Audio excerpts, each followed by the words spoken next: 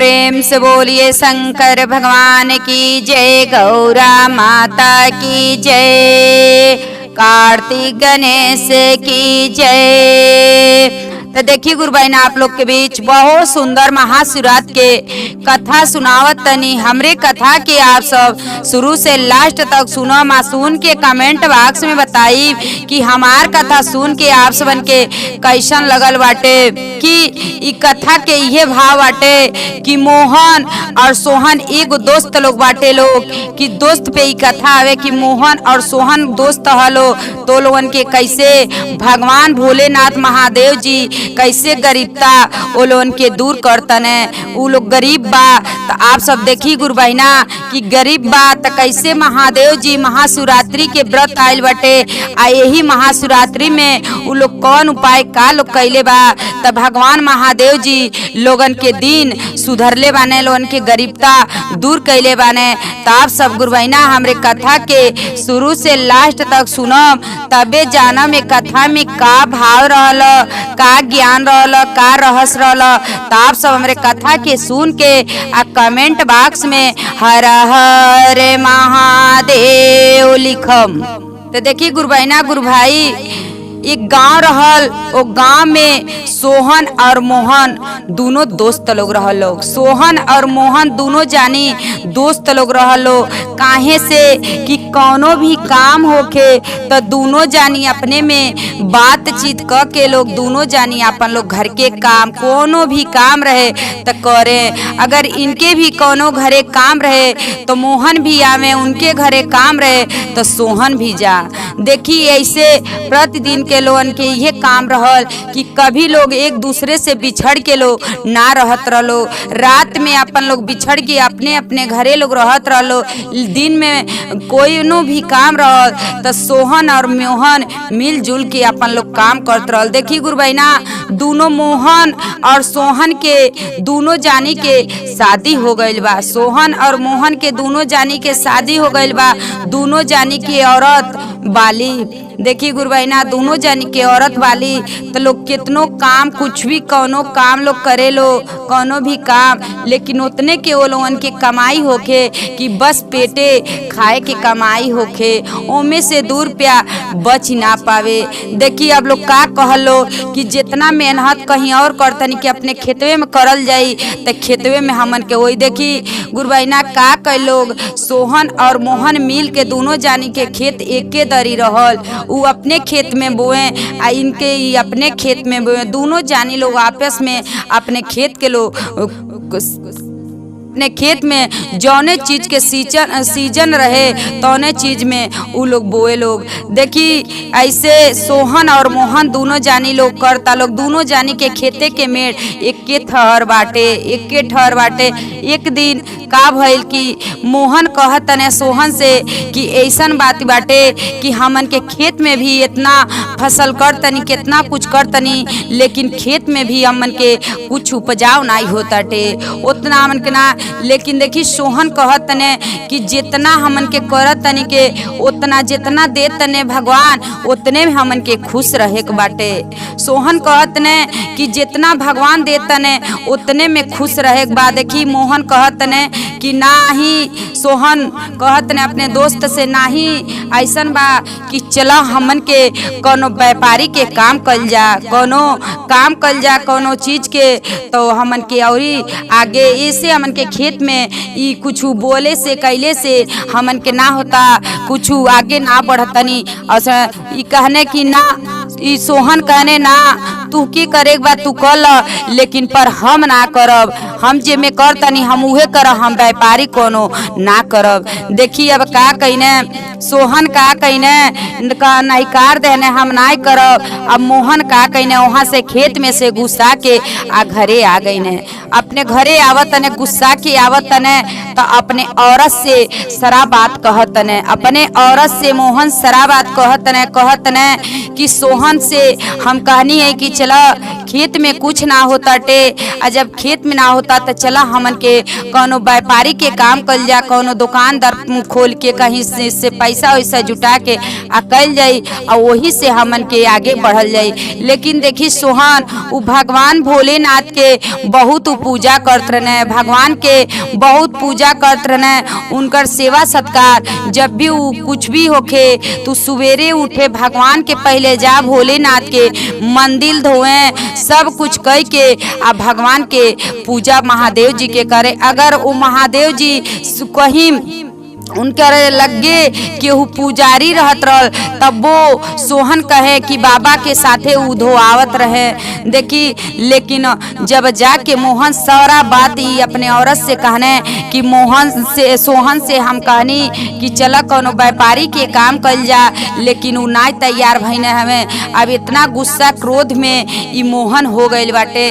तुमकर पत्नी का कहतली कि ऐसन बात बाटे कि आपके दोस्त जौन उबानी उते भगवान के इतना पूजा करेनी, महादेव जी के इतना पूजा करेनी, आई आप तवन बाटे तो आप तो उ सब कुछ उनकर काम करेनी, जौन जौन उ करेने तवन तवन उ आप करेनी, लेकिन उए भगवान के इतना पूजा करेनी तो वहाँ के साथे थोड़ा सा जैती आप भी महादेव जी के थोड़ा भक्ति कर लेती। देखी कि भगवाने हैं महादेव जी हमें कि उहे दिन के उहे सुधार करे वाला। देखी कि जौन महादेव जी से मांगम वो महादेव जी देवे करिए। देखी जब उनकर पत्नी मोहन के पत्नी इतना बात कुछ कहले बाटी कि आपके दोस्त पूजा पाठ करे ने तो आप भी जब सब कुछ साथ में करेनी तिहो करी। देखी अब गईने मोहन सोहन के लगे गईने कहने कि हमहू भगवान के हमहू भक्ति करब। कहने सोहन ठीक बाटे, बहुत बढ़िया बा, दोनों जनी मिल के हमन के भगवान के भक्ति कल जाई तो और अच्छा हमन के रही कि सब काम हमन के एक साथ करेन के।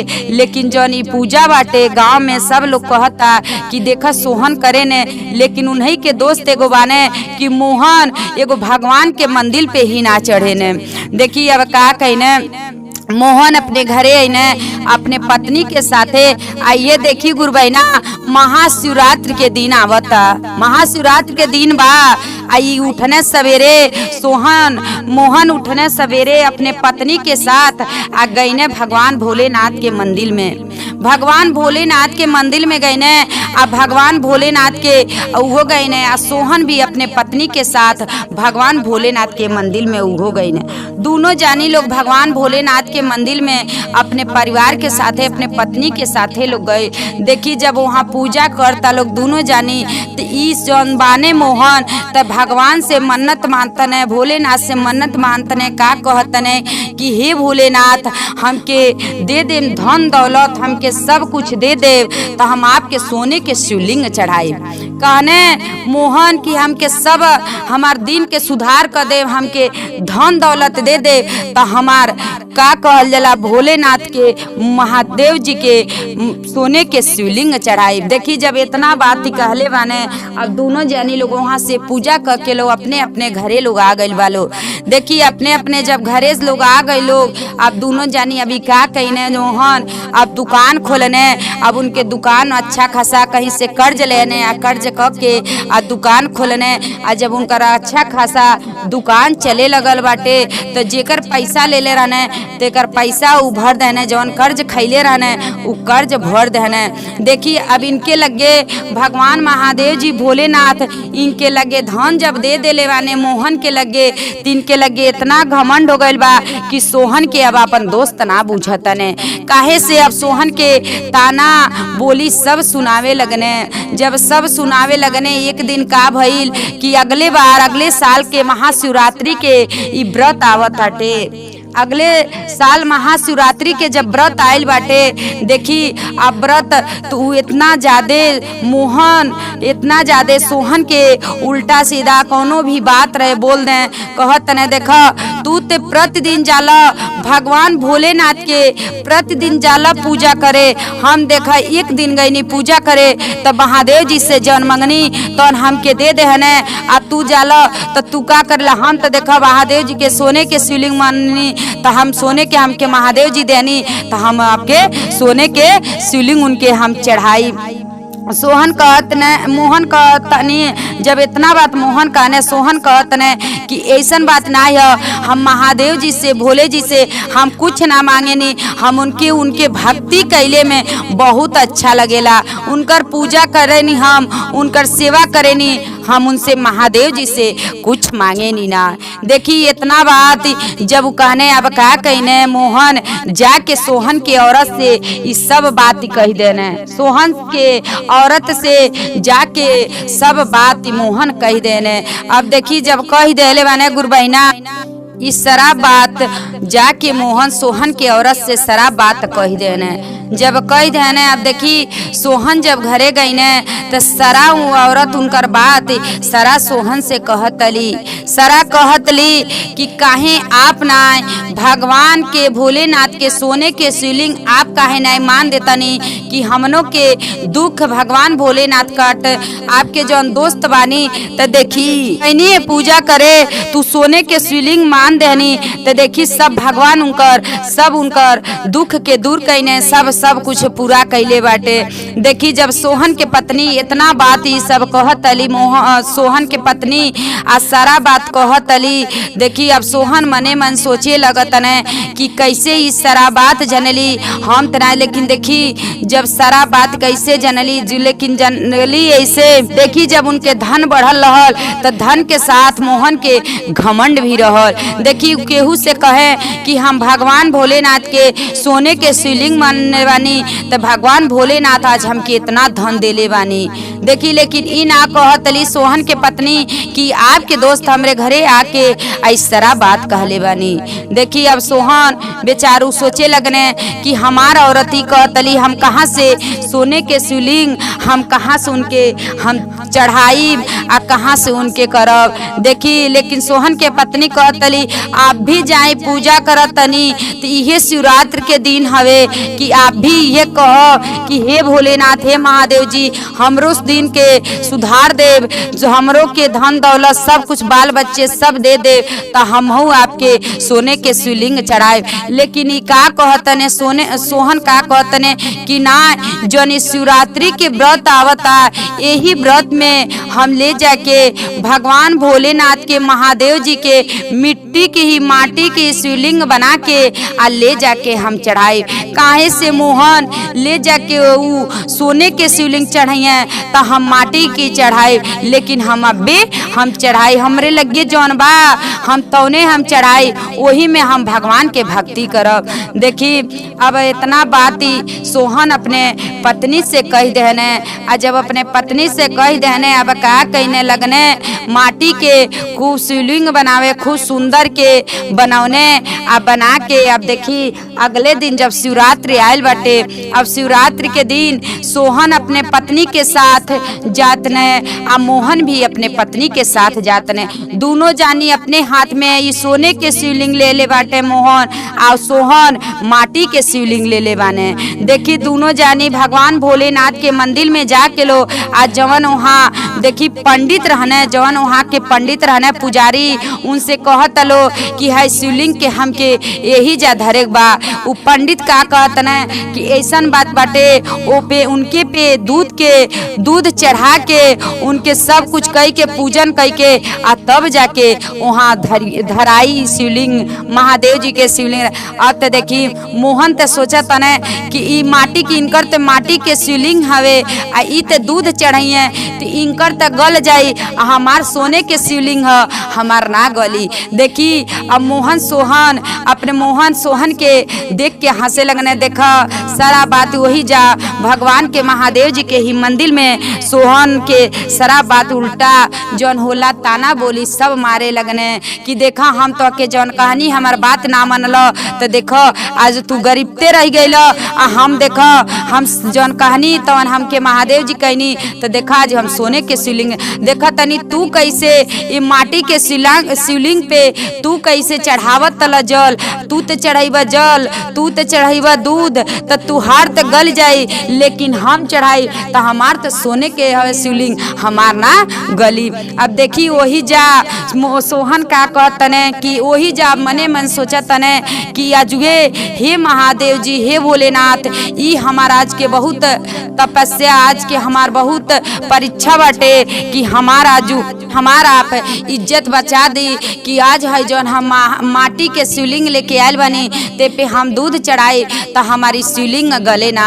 देखी महादेव जी से कहतने ये कि हमारी इज्जत आज बचा दी, काहे से हमार औरत भी बाली आ मोहन भी बाने, मोहन के औरत भी बाली, कितनों के सुखौले बानी, लेकिन हमार देखी जब दूध और जल चढ़ावे लगम तो सही मिट्टी खा गले लगी। लेकिन हे महादेव जी आप हमार रक्षा करो।